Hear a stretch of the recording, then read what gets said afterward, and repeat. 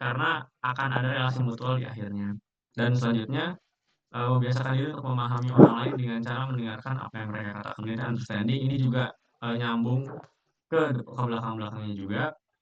Jadi di sini kita tuh bukan diminta ya, Coffee itu beranggapan bahwa orang-orang itu harus, memahami orang lain dulu sebelum memaksa orang lain memahami kita gitu loh. Jadi kayak kita harus lebih considerate ke orang lain sebelum kita minta consideration ke orang lain. Nah, selanjutnya itu ada Mekius, itu memanfaatkan aset fisik, mental, sosial, dan spiritual yang sudah diasah letakkan hal positif. Jadi, ambil contoh, Rizky suka ke gym, jadi Rizky badannya bugar. Itu kan memanfaatkan aset fisiknya Rizky untuk mendatangkan hal positif kepada dia. Nah, untuk yang terakhir ada sinergi, itu menekankan bahwa perbedaan merupakan suatu kekuatan, bukan kelemahan. Sinergi menghasilkan kerjasama yang memproduksi hasil yang lebih baik. Nah, Coffee bilang di sini, perbedaan tuh bukan hal yang buruk. Jadi kita harus mau embrace, harus memeluk, perbedaan untuk mendapatkan hasil yang lebih baik lagi ke depannya. Selanjutnya itu ada Rich, di buku The Five Inevitable Laws of Effective Communication yang dikutip sama Aribowo Priyosaksona dan Roy Sembel, itu ada Rich.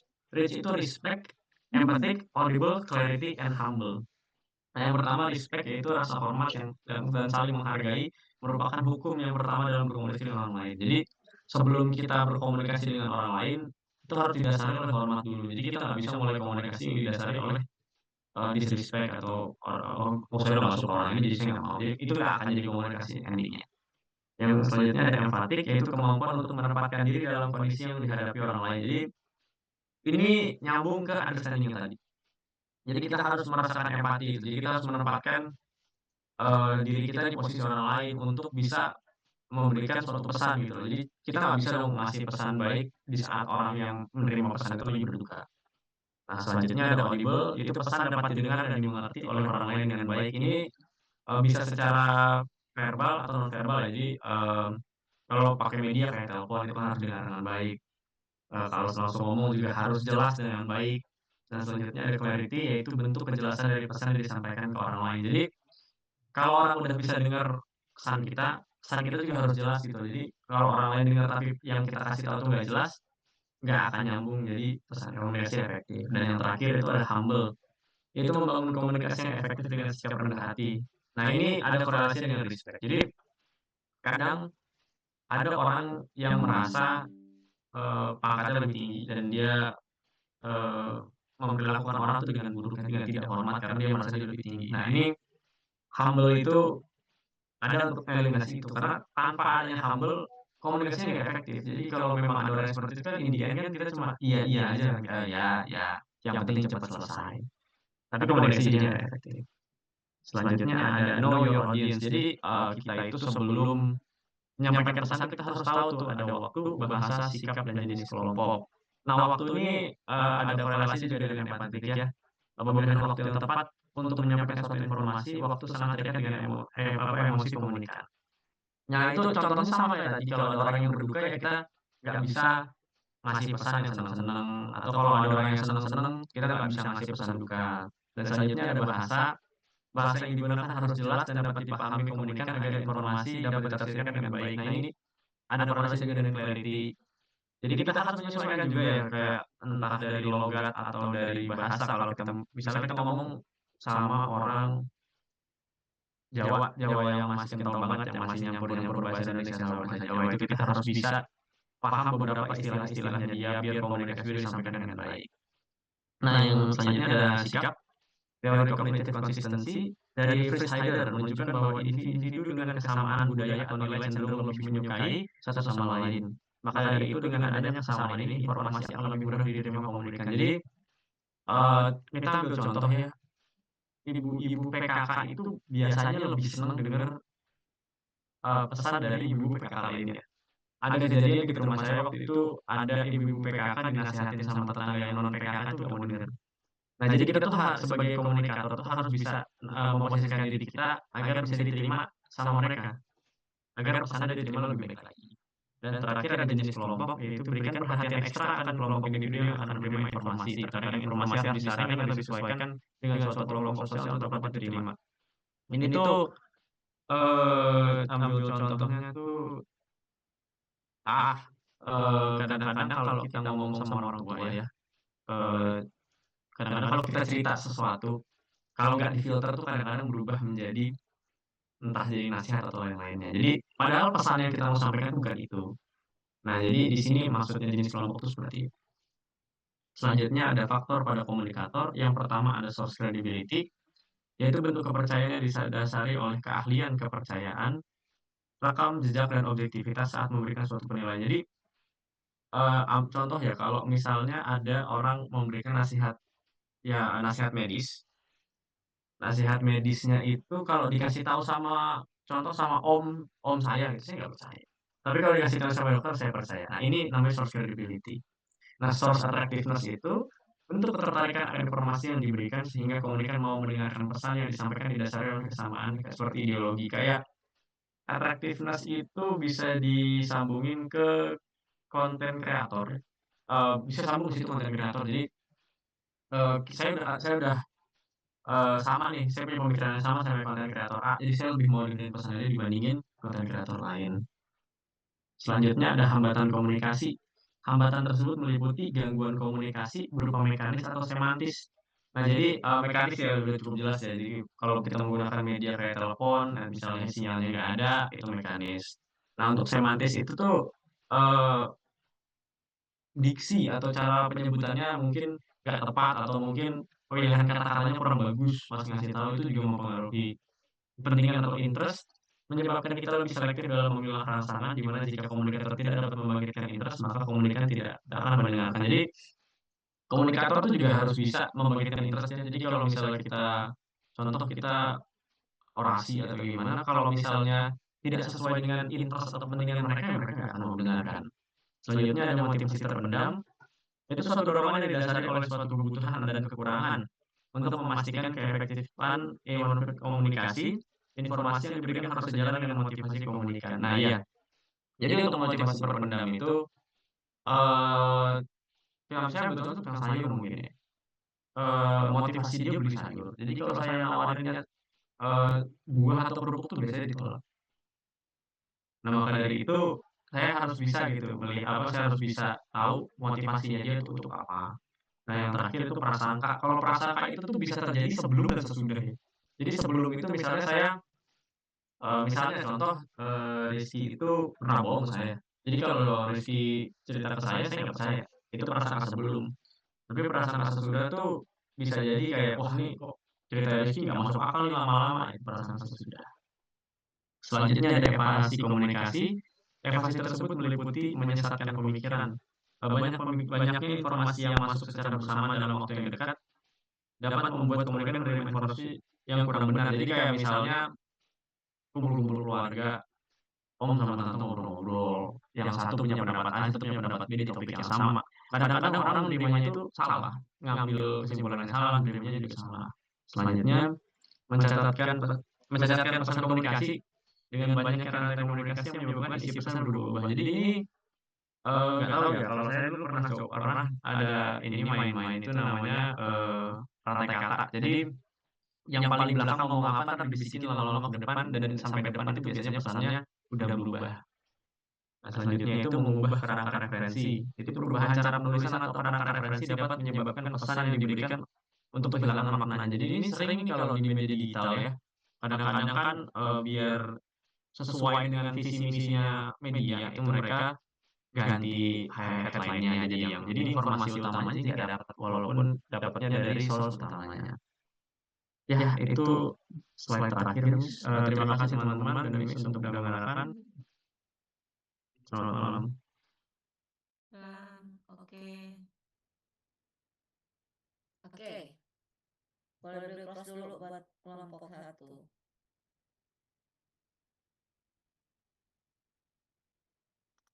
Silakan. Ini oke. Nggak ada yang on cam ya? Cuma kelompok yang maju doang yang on cam.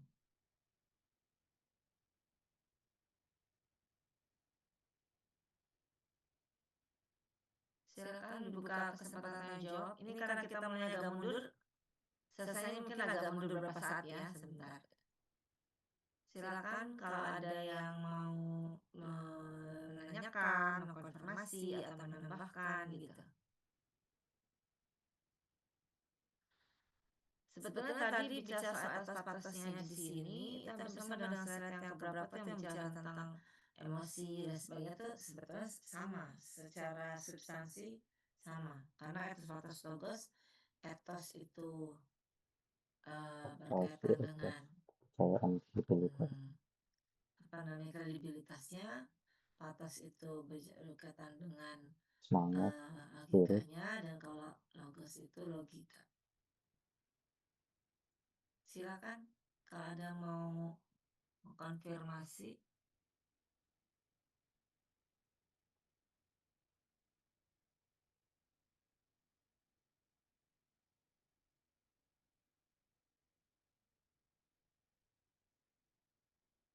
Nanti kelompok satu tambahkan yang tentang interpersonalnya sama Hmm. jadi interpersonal communication, kelompok, organisasi, kemudian massa sampai intercultural atau cross cultural communication gitu ya.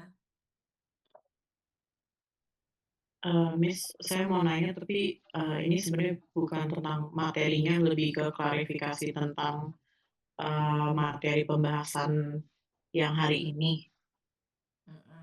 Kan ini rata-rata teman-teman kelas ini ngelihat dari bab 5 ini tuh dari bukunya si Mufid yang di mana bab 5 itu berjudul tema pokok dalam etika dan filsafat komunikasi.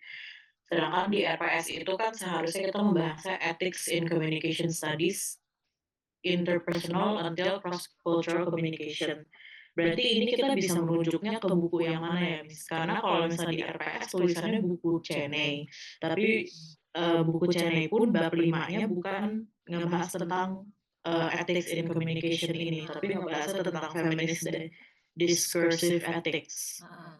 Jadi sebetulnya bukan lihat dari bab di bukunya, tapi lihat di RPS-nya. Jadi bisa jadi misalnya di RPS sesi 5 dan di buku itu adanya di bab 7 gitu ya. Tapi di buku Cheney ini nggak ada yang babnya itu benar-benar sama persis judulnya, Miss. Apa mungkin ini yang paling mendekati mungkin bab 9, Interpersonal Communication Ethics.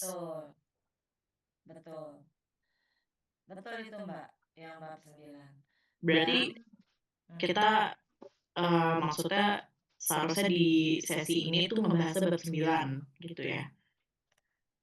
Bab 9-nya apa? Cheney.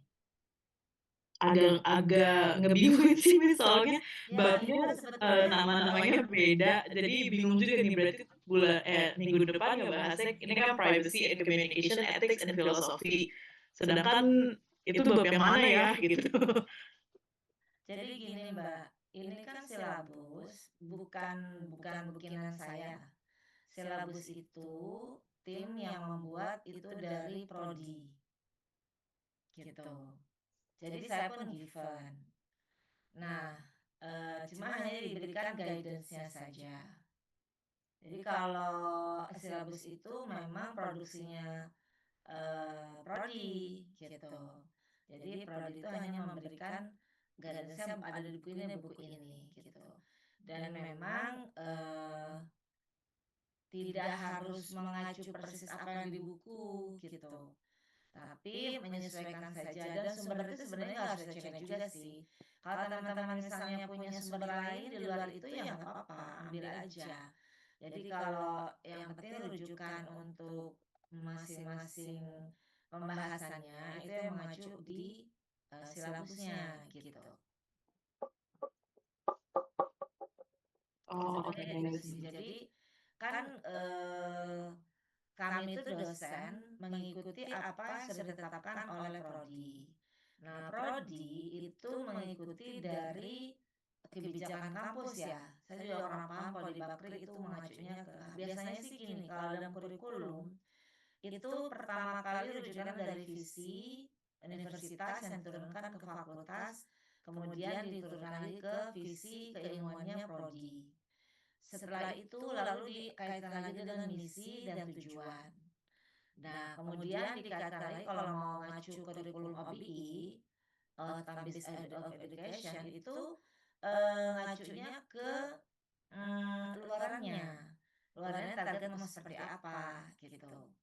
Kemudian dari situ ditentukanlah misalnya untuk S1 itu kan harus ke KNI levelnya level 7.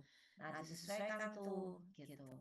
Nah, untuk etika ini kemudian menyesuaikan targetnya tuh ini yang mau disampaikan nih, yang mau dibahas misalnya.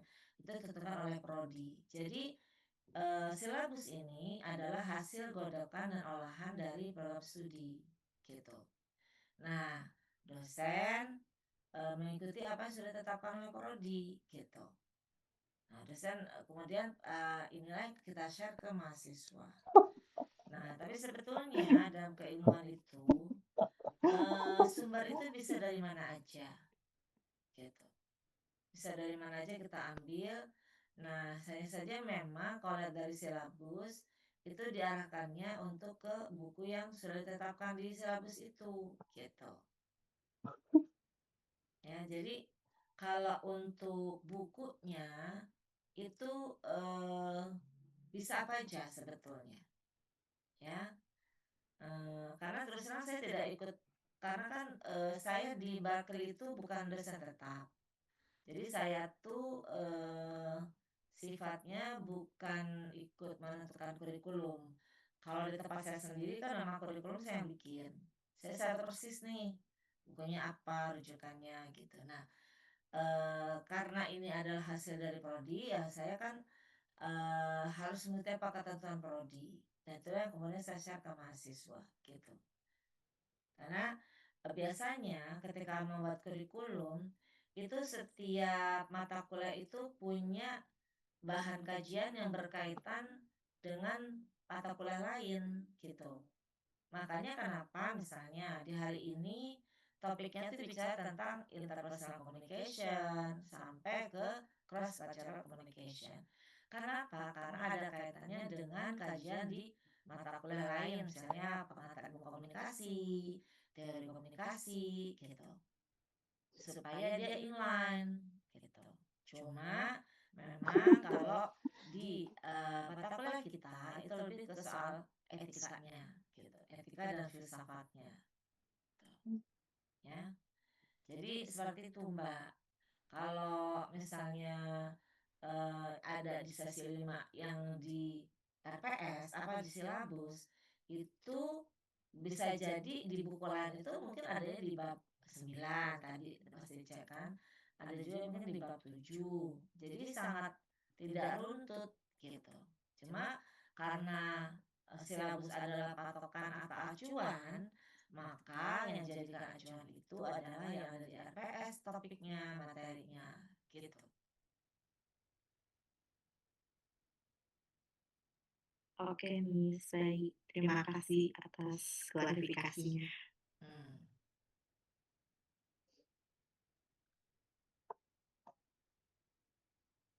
Ini juga sebetulnya mata kuliah ini dulu tuh awalnya 3 SKS. Jadi pembahasan lebih dalam. Nah, sejak 3 tahun setelah COVID lah, itu kemudian di revisi jadinya 2 SKS. Memang jadi lebih ringkas waktunya. Padahal sebetulnya topiknya cukup banyak gitu. Solid, Ya.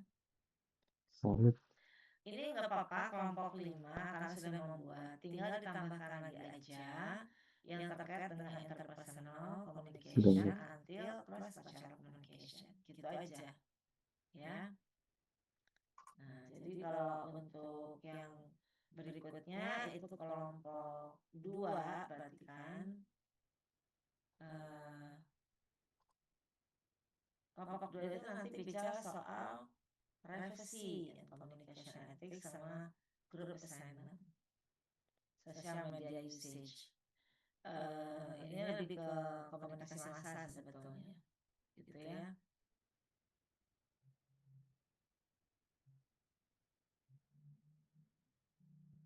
Lanjut.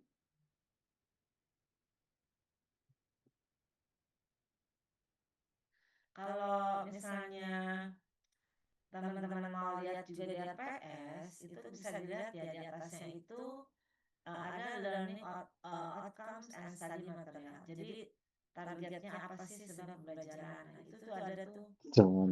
S itu maksudnya sikap ya.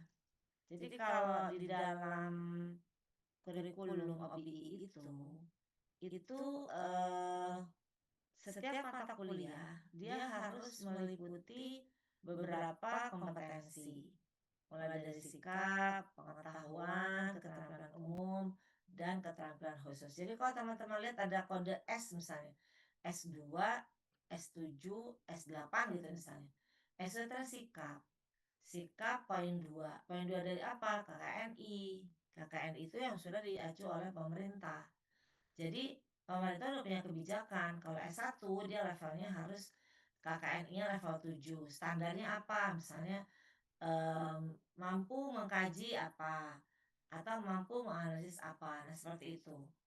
Selain sikap itu ada juga P itu artinya pengetahuan. Ya, di sini saya pengetahuan ada sampai 3. Ada KU, keterampilan umum. Artinya targetnya mahasiswa itu setelah belajar mata kuliah ini, dia tuh punya kemampuan dalam menerapkan pemikiran yang logis dan sebagainya gitu. Nanti ada juga keterampilan khusus. Cuma di sini saya keterampilan khususnya hanya ada KK1 dan KK5 gitu. Gitu ya, Mbak Talita dan teman-teman semua. Jadi kembali lagi yang dijadikan acuan sebetulnya yang ada di silabus gitu. Karena memang itu yang dirujuk. Nah, adapun buku itu bervariasi tergantung topik yang mereka bahas. Apakah cukup jelas?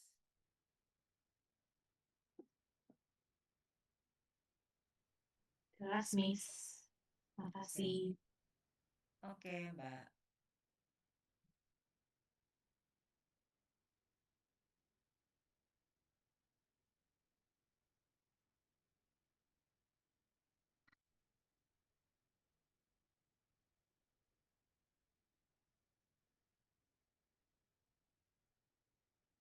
Silakan kalau ada yang mau ditanyakan terkait materi hari ini, walaupun interpersonal antarkultural belum dibuat ya, tapi paling tidak mungkin belum punya gambaran. Karena sebetulnya ini kalau bicara respect, empatik, audit, itu semua bentuk komunikasi pasti memerlukan ini gitu. Kalau mau efektif, ya.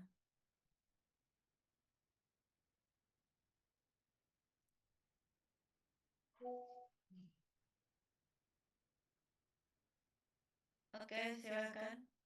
Kalau nggak ada, kita tutup sampai di sini. Boleh ditutup oleh kelompok 1, ditutup. Karena tadi kan dibuka presentasinya kan tutup. Saya tutup. Atau sudah ya tadi? Sudah tadi, Miss. Oke. Baik, sampai di sini sesi kita hari ini.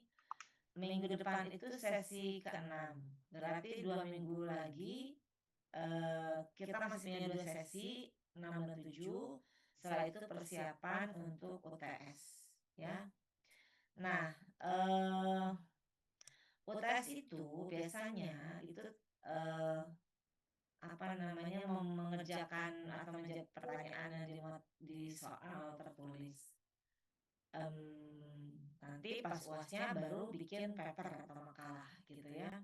Nah, saya nggak tahu nih kebijakannya karena koordinatornya itu kan masih yang apa ya. Jadi biasanya kita kan diundang untuk diskusi mau seperti apa bentuk ujiannya gitu. Ya, nanti kita persiapkan aja. Kalau misalnya take home exam, biasanya minimal dulu seminggu sebelum perkuliahan untuk UTS-nya sudah diinformasikan apa aja sih gitu tugasnya. Gitu ya. Oke, sampai di sini. Selamat ketemu lagi di hari Rabu depan. Oke, assalamualaikum, selamat malam. Terima kasih, Miss. Miss, makasih. Makasih, Miss. Terima kasih.